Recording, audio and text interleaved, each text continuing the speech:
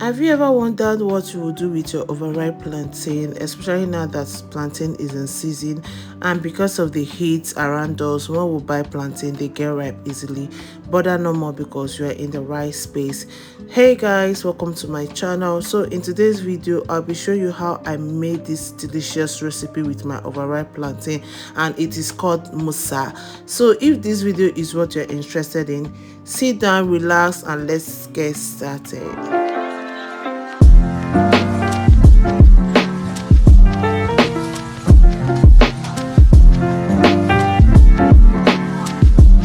So guys, here is my overripe plantain. As you can see, it is overripe. When I mean overripe, it is overripe.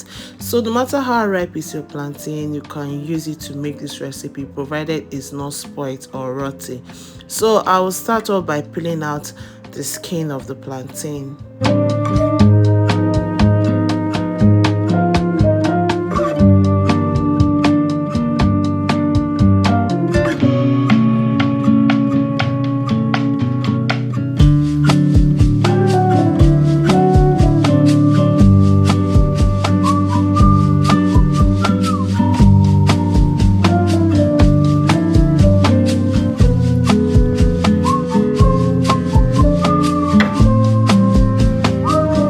So right now I'm done peeling out the skin of the plantain. Can you see how soft this plantain is looking?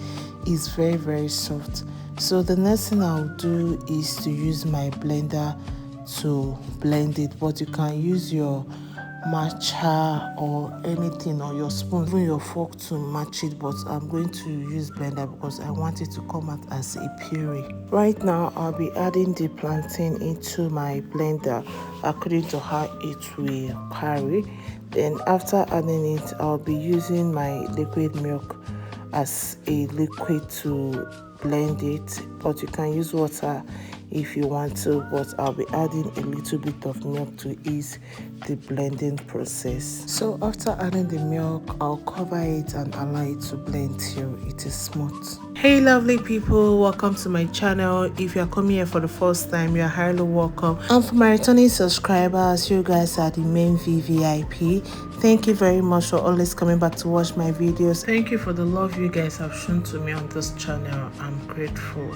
Please do the good self by subscribing, liking, sharing, and also engaging on my comment section, okay? So right now I'm done blending, so I'll be pouring the puree into my bowl. Then after adding it into my bowl, I'll set that aside.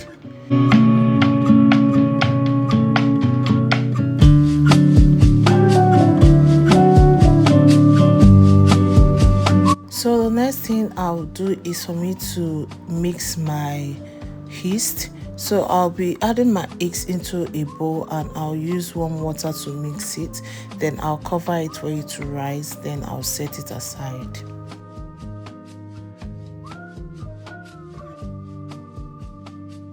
So now it is time for me to mix my dry ingredients. I'll start off by adding my already sieved flour into my bowl. Then I'll add my milk flavor. Then after adding the milk flavor, I'll add sugar. After adding sugar, I'll be adding my nutmeg. Then after adding the nutmeg, I'll mix everything together and make sure they are well combined. So guys, I'll be putting all the ingredients and their measurements on my description box. Do wait to check it out. After mixing all my dry ingredients together to make sure they are well combined, the next thing I'll do is for me to bring my plantain puree. Then I'll add my already soaked yeast that has rised. Then I'll mix them together. Now I've mixed my yeast and plantain puree together and they are well combined. So the next thing, I'll be adding the plantain puree into my already mixed flour. Then I'll mix them thoroughly till it is well mixed.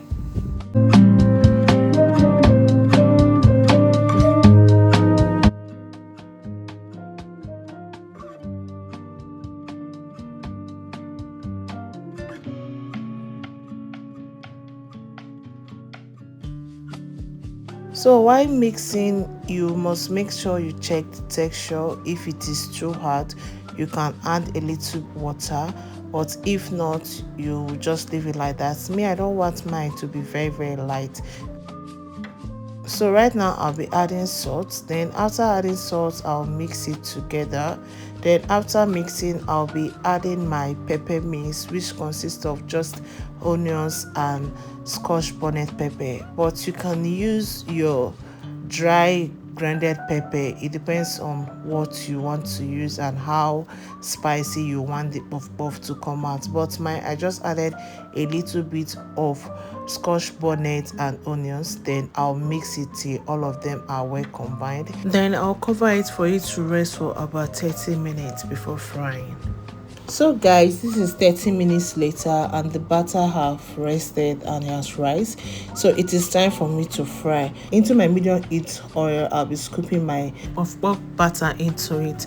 So guys, before frying your puff puff, you need to first of all preheat the oil.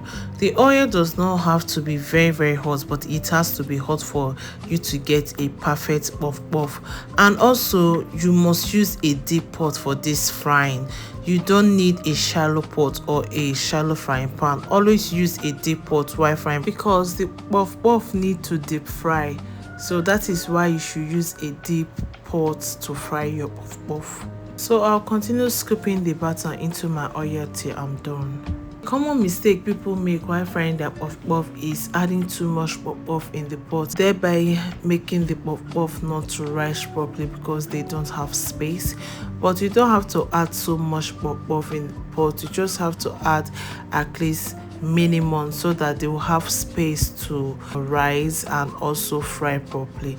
So after scooping my batter into the pot, I'll continue to stir it together so that the puff puff will not get burnt. That is what you have to do while frying. You must always make sure you turn your puff puff. Always don't leave it on top because immediately you just leave it, the thing will get burnt so fast. So guys, you can see how the puff puff is looking. Shape is okay.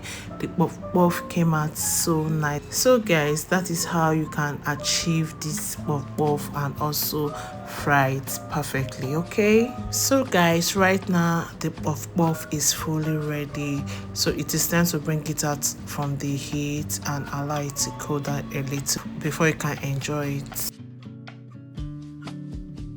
So guys, our puff puff is ready. If I tell you this is plantain puff puff, or if I tell you this is masa, will you believe it? Will you believe it?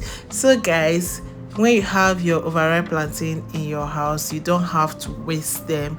Every single thing is useful right now, especially in this regime where things are kind of rough.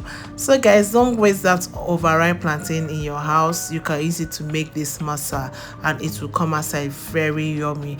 As you can see, it is looking so nice. You can see how soft the puff puff is looking inside. It is very soft inside and it tastes really good. It tastes even better more than as it's looking. In this holiday, this is what you need to have in your house for your children, because I keep on eating this every single day. I never get tired of eating this masa. So guys, tell me in the comment section if you try this recipe, and when you do, please don't forget to tag me. Okay, thank you guys for sticking around with me up to this point, and please do well to give this video a thumbs up, subscribe to my channel, like, share, and also comment. Okay, I'll see you guys on my next video. Bye.